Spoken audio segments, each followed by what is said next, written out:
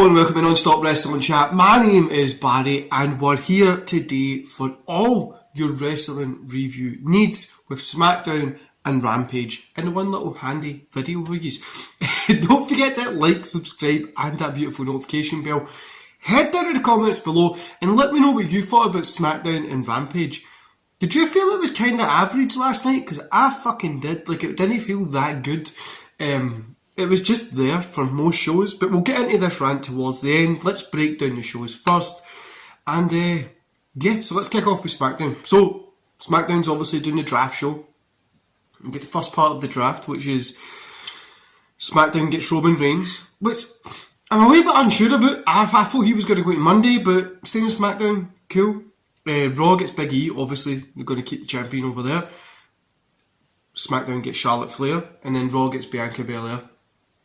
Charlotte going to SmackDown was a surprise, but I think it could really work. Same with Raw getting Bianca Belair.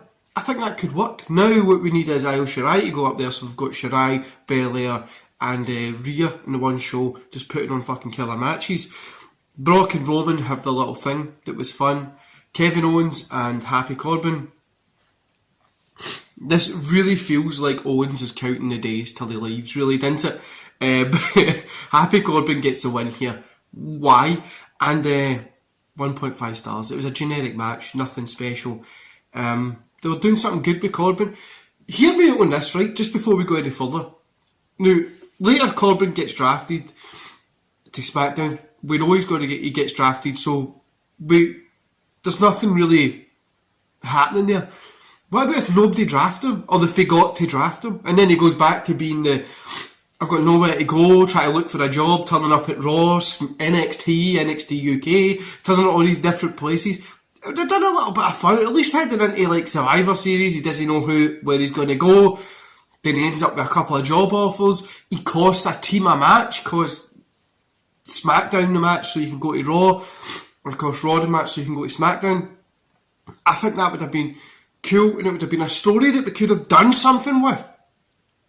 But let's don't talk logic when it comes to WWE. Anyway, so we get SmackDown, gets Drew McIntyre. Raw, RK Bro obviously. SmackDown gets New Day, Kofi, Xavier. Why are we breaking these guys up again when we've just teased the Hurt Business against the New Day? The fuck are you fucking why are we doing this? Then Raw gets Edge. Now, in my fantasy booking, I rated RK Bro. Can we get that to happen? Because I think that would still be cool to this day. And we're back. So, Edge is in the ring and Rollins is in his house. It was a little bit of a boring segment, but it was okay. SmackDown gets Happy Corbin and Madcap Moss. Raw gets Rhea Ripley and Nikki Ash. SmackDown gets Hit Row. And Raw gets Keith Lee. I'm no saying the Bearcat thing. Then we get an 8-man tag match. Street Profits in the New Day versus Alpha Academy, Robert Roode and Ziggler. Profits and New Day obviously get the win here. 2 stars. It was okay. Nothing really special. When these 8-man tags were used, like only at Survivor Series or Canadian Stampede, or like every now and again you would get them, but no a lot. It was like a special attraction. They were good. But we see them fucking far too much. Especially we get 6-mans pretty much every week. And then when it's an 8-man, it just feels like a 6-man. It's pretty boring. So SmackDown gets Naomi. Raw gets Rey and Dominic. SmackDown gets Hardy, which is cool. Raw gets Austin Theory. Cool to see him coming up as well. Bianca Belair versus Sasha Banks. Sasha gets the win. 2.5 stars. Do you know, I really felt like it was lacking something. And it did feel like just a TV match. It felt like there was nothing special coming from it, which is fine. It was on TV. The ending was cool, but when Becky kind of grabbed Bianca Belair's hair to cause Sasha to get the roll up, I thought that was very fun. Charlotte is out. Charlotte comes out at the end. Charlotte is kind of posing, and Becky's kind of posing on the announce table. Overall, 2 stars. It's a draft show.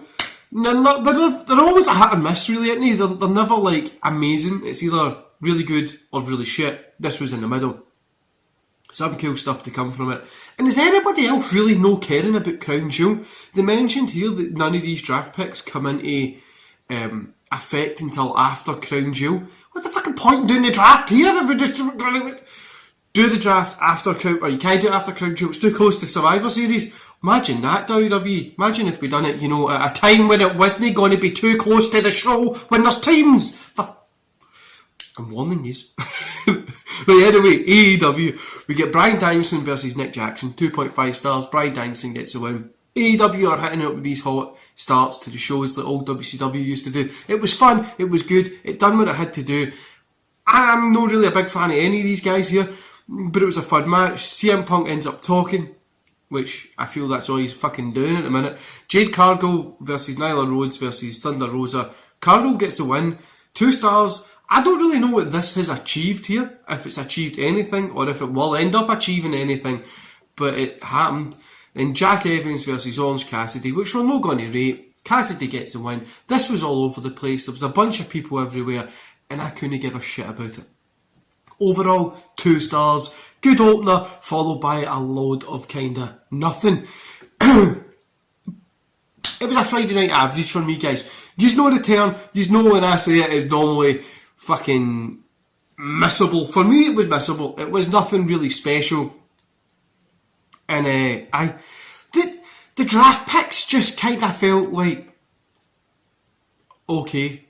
Like, they have not done this draft pick on like a wee live social media thing, right? They go on live, they do like the Friday after Smackdown, they're doing like a draft pick, or they do the draft pick on Smackdown and Raw, but then also join us on our social media platforms to get more information, or on the network to get more information on the draft over these couple of days. I thought that would be pretty good, but I don't know. I feel kind of, I don't know.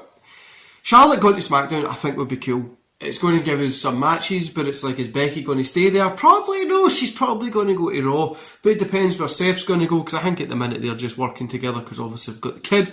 But I watched SmackDown and I was like, where's this? Like, there's nothing to it kind of just, because Roman and Biggie are staying in the same place, we got nothing really. See, if it was me, I'd have put Roman on Raw, Biggie left him on Raw, and had the belts get joined together. So you can have the fucking champion on both shows, but let's not talk about what I would do, because clearly that's not what WWE does. But guys, we need to get, what's going to happen now that Biggie's lost the New Day, but the Hurt Business is back together?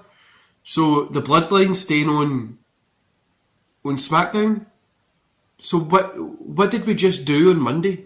Does this make sense to you guys? What have we just done on Monday? What was the point of the fucking shit on Monday? What was the point of the Hurt Business coming back if you're just going to take Big E's shit away from him? Aye. Right. I'm not going to rant anymore. It's a Saturday. The kids are away. The missus are away. I'm here myself. I've got TV. I've got beers. I've got good coffee.